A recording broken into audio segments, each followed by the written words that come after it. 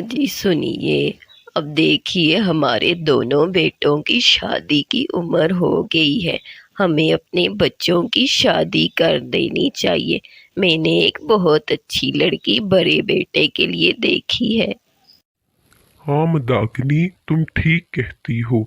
हमें अब बेटों की शादी कर देनी चाहिए। मैंने भी सूरज के लिए अपने दोस्त की बेटी देख रखी है। मेरा दोस्त, मैंने हमेशा उसको कहा कि मैं तेरी बेटी से अपने बेटे की शादी करूंगा। माता पिता अपने बच्चों की शादी की बात कर ही रहे थे कि वहाँ से उनके दोनों बेटे आते हैं, फिर वो उनसे बात करते हैं शादी की। बच्चों, हमने तुम्हारी शादी के लिए लड़कियां देख ली हैं। तुम लोगों को कोई एतराज तो नहीं? अगर कोई अपनी पसंद है तो बता दो। सूरज बेटे, मैंने हमेशा चाहा कि मेरे दोस्त की बेटी की शादी तुझसे हो। तुझे कोई मसला तो नहीं इन सब से? अरे बस करिए आप। ये क्या, वो लड़की तो गरीब घर की है, देसी लड़की है। हमारे इस मॉडर्न माहौल में कहाँ एडजस्ट हो सकेगी। बेटा तू मना कर दे, मैं तेरे लिए कोई और लड़की देखती हूँ। नहीं माँ, पिताजी ने अपने दोस्त को जुबान दी थी कि वो अपनी बेटी की शादी मुझसे करवाएंगे। तो उनके दोस्त तो अब इस दुनिया में नहीं रहे, लेकिन मुझे उनके दोस्त की बेटी से शादी करनी है क्योंकि पिताजी ने उनको जुबान दी है। मुझे उस लड़की के देसी होने से कोई मसला नहीं। पिताजी आप हाँ कर दीजिए।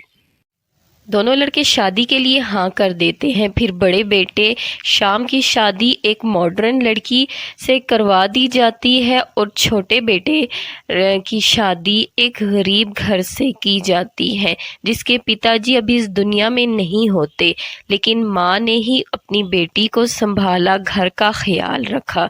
लेकिन मदाकिनी को वो लोग पसंद नहीं थे क्योंकि वो लोग गरीब थे और देसी घर था, उसे मॉडर्न घर अपने जैसा पसंद था। वो जब रिश्ता लेने के लिए जाती है तो वहाँ भी उनको बातें सुनाती है। अरे आपकी बेटी और आपका माहौल तो बहुत देसी है, गरीब घर के लोग हैं, हमारे घर में कहाँ एडजस्ट होंगे। पर मेरे पति ने आपके पति को जुबान दी थी, चलिए फिर शादी कर ही लेते हैं। श्रिया और उसकी माँ सारी बातें चुप करके सुनती हैं मगर कुछ नहीं बोलती। फिर कुछ ही दिनों में शादी हो जाती है और दोनों बहुएं घर आ जाती हैं। लेकिन मदाकिनी अपनी मॉडर्न बहू का स्वागत अच्छे से करती है और छोटी बहू को पूछती ही नहीं। अरे आओ आओ मेरी मॉडर्न बहू, तुम्हारा स्वागत है इस घर में। ओ मम्मी जी, मेरा कमरा कहाँ है? मम्मी जी मैं बहुत थक गई हूँ, इतना हैवी ड्रेस पहना है, ये तो बहुत ही एक्सपेंसिव है, मैं थक गई हूँ ये पहनकर। आपकी छोटी बहू तो बहुत ही देसी है, सादा सी साड़ी इसने पहनी है, ये बहुत ही गरीब है। जा मेरी बहू, तू अच्छा अपने कमरे में आराम कर, थक गई होगी। ये तो सादा सी साड़ी पहनकर खड़ी है, इसे क्या पता हैवी ड्रेस क्या होते हैं। एक तो देसी है, माँ ने शादी में भी कुछ नहीं दिया, ना अच्छे कपड़े दिए। मॉडर्न बहू सास के साथ अंदर चली जाती है मगर ससुर बहुत अच्छा था, वो छोटी बहू को समझाता है। मेरी बेटी, तुम इस घर की बेटी हो, अपनी सास की बातों का बुरा मत मनाना। देखना, वो एक ना एक दिन तुम्हारे गुण देखकर जरूर तुम्हें अपना लेगी, ठीक है? चलो अब तुम अपने कमरे में जाओ, आराम करो। श्रिया दूसरे दिन सुबह ही सुबह नहा धोकर तैयार होकर जब रसोई में अपनी पहली रसोई की रस्म करने के लिए आती है तो वो देखती है कि इतनी सारी मॉडर्न चीज़ें, माइक्रोवेव वगैरह पड़ा रहता है, लेकिन उसे तो ये सब चलाना ही नहीं आता क्योंकि घर में तो वो मिट्टी के चूल्हे पर खाना बनाती थी। अरे यहाँ तो गैस चूल्हा है, मुझे तो इस पर खाना ही नहीं बनाना आता, मुझे पता ही नहीं ये कैसे चलता है। श्रिया ने कभी गैस चूल्हा इस्तेमाल नहीं किया था, इसलिए वो परेशान हो जाती है। फिर थोड़ी देर में वो घर के बाहर आंगन में ही मिट्टी का चूल्हा बनाती है और उसी पर ढेरों खाने बनाती है अपनी पहली रसोई के। सास थोड़ी देर में बाहर आती है और उससे पूछती है कि वो बाहर क्यों खाना बना रही है। तब वो सास को बताती है कि उसे खाना चूल्हे पर नहीं बनाना आता। माँ जी, मुझे गैस चूल्हा जलाना नहीं आता था, इसलिए मैंने बाहर ही मिट्टी का चूल्हा बनाया और इसी पर अपनी पहली रसोई की रस्म का खाना बना रही हूँ। अरे मुझे पता था, तुझ जैसी देसी लड़की को इन मॉडर्न चीज़ों का क्या पता। अभी देखना मेरी मॉडर्न बहू उठेगी ना तो किस तरह अच्छे अच्छे खाने गैस चूल्हे पर बनाएगी। मंदाकिनी इसी तरह श्रिया को बातें सुनाती है मगर श्रिया कुछ भी नहीं कहती। गुड मॉर्निंग सासू माँ and dad. I am sorry, मुझे उठने में देर हो गई। वो क्या है ना, मैं तो सुबह जल्दी उठती ही नहीं हूँ। गुड मॉर्निंग मेरी तरफ से। अरे बहू, ये तूने कैसे कपड़े पहने हैं? तेरी पहली रसोई की रस्म है आज। तू सुबह लेट उठी और अब कपड़े भी कैसे पहने हैं? जा बेटा, जाके साड़ी पहन ले। ऐसे कपड़े बहुएं नहीं पहनती। ओ मम्मी जी, बस कीजिए पुराने ज़माने की बातें। मैं एक मॉडर्न लड़की हूँ। मैं ये साड़ी वगैरह तो बिल्कुल नहीं पहनूंगी। मैं वही पहनूंगी जो मेरी मर्जी होगी। मोनिका के ऐसे जवाब सुनकर सास खामोश हो जाती है, लेकिन फिर मोनिका को कुछ नहीं कहती। मोनिका को किसी बात की कोई परवाह ना थी और वो खामोशी से वहाँ से चली जाती है। ओ माय गॉड, पहली रसोई का खाना बनाना है, लेकिन मुझे तो खाना बनाना ही नहीं आता। मैं क्या करूं? एक काम करती हूँ, खाना ऑनलाइन ऑर्डर कर देती हूँ। मोनिका फिर खाना ऑनलाइन ऑर्डर करती है, लेकिन इतनी देर में बारिश शुरू हो जाती है जिससे सिग्नल चले जाते हैं और अब मोनिका परेशान हो जाती है कि सिग्नल नहीं है, वो कहाँ से खाना मंगवाएगी। दूसरी तरफ मेहमान आना शुरू हो गए थे।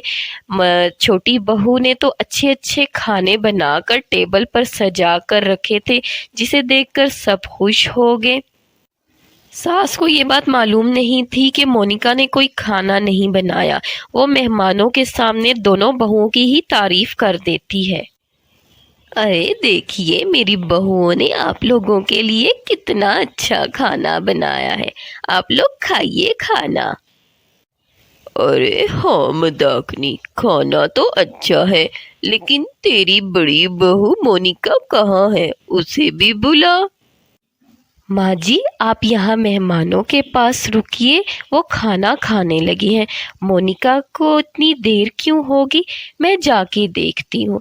आप यही मेहमानों के पास बैठिए, ठीक है? मैं उसे देखकर आती हूँ। अरे मोनिका, तुम अभी तक कमरे में हो और तुम तैयार भी नहीं हुई। तुमने खाना नहीं पकाया। क्या बात है, यहाँ कमरे में अकेली क्यों परेशान हो?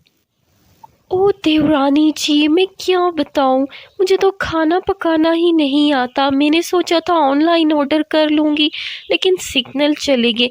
और जहाँ तक ड्रेस की बात है तो ये साड़ी वाड़ी मुझसे नहीं पहनी जाती। मोनिका, जो मैंने खाना बनाया था उसी पर माँ जी ने कह दिया कि दोनों बहुओं ने बनाया है, लेकिन तुम साड़ी पहन लो। देखो माँ जी के सभी रिश्तेदार बैठे हैं, अच्छा नहीं लगता, उनकी ऐसे इज्जत खराब होगी। तुम साड़ी पहन लो प्लीज़, माँ जी की इज्जत रखने के लिए ही साड़ी पहन लो।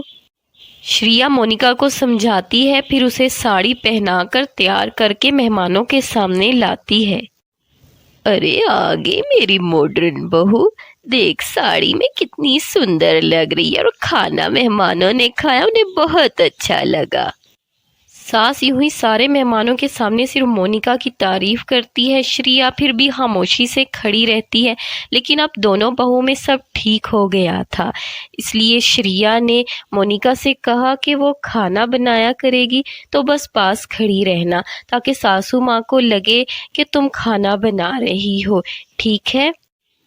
फिर यही होने लगा। जब भी खाना बनाती श्रिया, तो वो मोनिका को सिर्फ पास खड़ा रखती, ताकि घर में सबको लगे कि मोनिका भी बना रही है। इसी तरह एक दिन पकोड़े बनाए तो उसने मोनिका के हाथ बाहर भेजे ताकि सबको लगे कि मोनिका ने बनाए हैं। जब सास ने ये सब देखा कि मोनिका लेकर आई है तो वो बड़े मज़े से पकोड़े खाने लगी। तो उसने पकोड़े खाते खाते सिर्फ मोनिका की ही तारीफ की। अरे वाह मेरी मॉडर्न बहू, तू इतने अच्छे पकोड़े बनाती है, वाह वाह। पहली रसोई की रस्म का खाना भी तूने बहुत अच्छा बनाया और आज पकोड़े भी, वाह वाह वाह। श्रिया सारी बातें हमेशा खामोशी से सुनती मगर कोई गिला ना करती। इसी तरह अब श्रिया बस खाना बनाती, सारे काम देखती, मोनिका अपने कमरे में सिर्फ आराम करती। लेकिन घर में किसी को कुछ मालूम ना था कि खाना मोनिका को नहीं बनाना था। एक दिन की बात है कि श्रिया बीमार हो जाती है तो सास मोनिका के पास आती है। अरे मोनिका बेटी, तू खाना बना दे, श्रिया तो बीमारी का बहाना करके लेट गई है। सास मोनिका को खाने का कहकर चली तो जाती है लेकिन अब मोनिका परेशान होती है कि क्या करे। ओ माय गॉड, अब मैं क्या करूं? श्रिया भी बीमार है। एक काम करती हूँ, आज खाना ऑनलाइन ऑर्डर कर लेती हूँ किसी अच्छी जगह से। आज तो बारिश भी नहीं है। मोनिका फिर ऐसे ही करती है, वो खाना ऑनलाइन ऑर्डर कर लेती है। फिर थोड़ी ही देर में वो घर के बाहर पीछे वाली साइड से जाकर खाना ले आती है और सबको खाना अच्छे से सर्व करती है। खाना 5 स्टार होटल का था, उसने बहुत अच्छी जगह से मंगवाया था, इसलिए घर में सबको पसंद आता है। तो सास उसकी बेहद तारीफ करती है। अरे वाह मेरी मॉडर्न बहू, तूने तो खाना बहुत ही अच्छा बनाया है। इस देसी बहू को तो कुछ नहीं आता, बस बीमारी का बहाना करके लेट गई है, कामचोर कहीं की।